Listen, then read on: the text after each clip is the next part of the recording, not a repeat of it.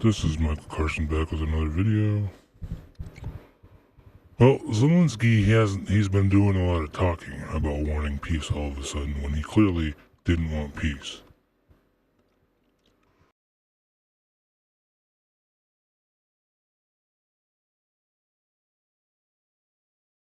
Well, as the article will continue here, despite much anticipation, especially after a premature Reuters article earlier in the day, President Trump's Tuesday night address before Congress didn't include any new unveiling or announcement of an agreed to minerals deal.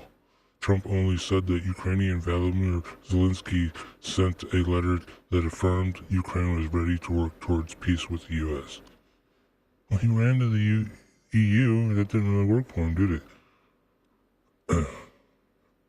Zelensky, in the letter, indicated he stands ready to work under President Trump's strong leadership to get a lasting peace, or to get a peace that lasts. He wrote, "We do really value how much America has done to help Ukraine maintain its sovereignty and independence, but new action announced Wednesday suggests otherwise."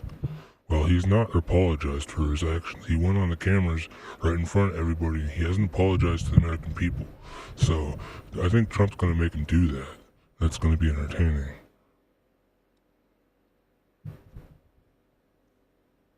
Okay, let me continue. Trump also in his speech explained that Zelensky informed the administration he was ready to sign the deal, which would grant U.S. access to revenue from his country's rare earth minerals and other natural resources at any time that is convenient for you.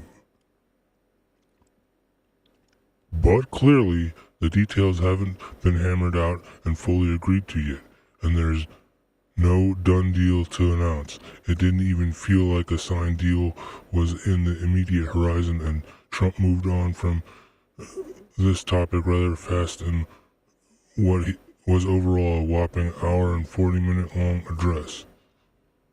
I didn't watch the address, honestly. It was going to be a clown show by the Democrats and their BS protesting. They can take their BS protesting little ping pong signs and shove them where the sun don't shine. Let me continue. Perhaps this is why the newest headlines covering the deteriorating Washington-Kiev relationship report that the U.S. has now cut off intelligence sharing with Ukraine. The U.S. has cut off intelligence sharing with Kiev in a move that could seriously hamper Ukrainian military ability to target Russian forces. I mean, it's Russian versus Russians, so what do you want? According to officials familiar with the matter, Financial Times reported, if accurate, this appears a direct punitive measure in response to Zelensky refusing to sign the mineral deal, and last Friday's blow-up in the White House with Trump and Vance. It's President Trump and Vice President Vance, but okay, we're going to be cheap on the writing. The Halting intelligence sharing also follows the heels of Monday's announcement by the White House that it is suspending all military aid deliveries or a major pause in arms without which Ukraine forces cannot last for long against the vast, better armed Russian military. I don't know why they haven't stolen a bunch of Russian equipment to begin with. And let me continue. The U.S. intelligence cooperation has been essential for Ukraine's ability to identify and strike Russian military targets.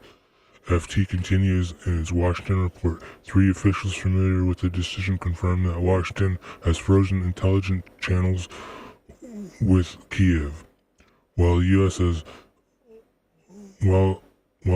has also formally blocked allies from sharing U.S. intelligence with Ukraine. 2 officials said that recipients with assets inside the country are likely to continue passing on relevant intelligence to Kiev, Financial Times adds.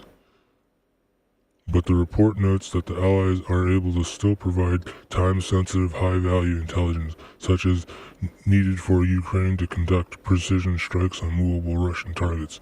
They likely included insistence in the cross-border attacks using Western weaponry, which have blown apart Russia's red lines. And this is a tweet about the CIA, John Radcliffe, confirming to Maria Bartiromo that the U.S. paused weapons shipments and intelligence to Ukraine in the fallout of the meeting in the Oval Office. Radcliffe says he looks forward to lifting the pause and working with Ukraine towards a peace following the letter to POTUS. And that was dated 5:17 a.m. March 5th. Below are the key remarks of the CIA Radcliffe given to Fox News Wednesday morning. Trump had a real question about whether Zelensky was committed to the peace process, and he said, "Let's pause." Radcliffe told Fox Business's Maria Bartiromo in an interview on Wednesday, I want to give a chance to think about that, and you saw the response that President Zelensky put out," Radcliffe added. So I think, let me start on that. I want to give a chance to think about that. You saw the response that President Zelensky put out, Radcliffe added. So I think on the military front and intelligence front, the pause allowed that to happen, and I think it will go away. Well, they're not going to have a country much longer. Given how long NATO military and intelligence has been deeply embedded in Ukraine, helping build and improve its intelligence gathering infrastructure, the flow of intel from West is likely to continue for the time being, but certainly the U.S. intelligence cutoff will soon be felt by Kiev forces, and for now constituting an even bigger blow on a symbolic level. Meanwhile, CNN separately detailed a senior U.S. military official said that the U.S. has already curtailed some of its intelligence sharing, including carry out fewer intelligence, surveillance, and reconnaissance flights that could impact both offensive and defensive operations, including air defense, since Ukraine depends on U.S. intelligence for overwatch. All of this could send Zelensky rushing to tell Washington he's ready to finalize a minerals deal, unless Europe has convinced him of an alternate plan.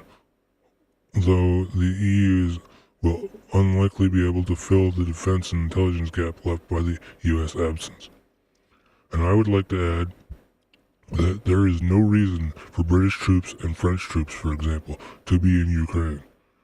I mean, the British have a big problem not even securing their own border right now. They're letting boats come in, and they're letting these people come off the boats and do whatever the hell they want. Murder, since I can't say that word on YouTube, I should probably make a separate video for the bumbly rumbly. Anyways, if you like this video, please consider watching one of the other videos.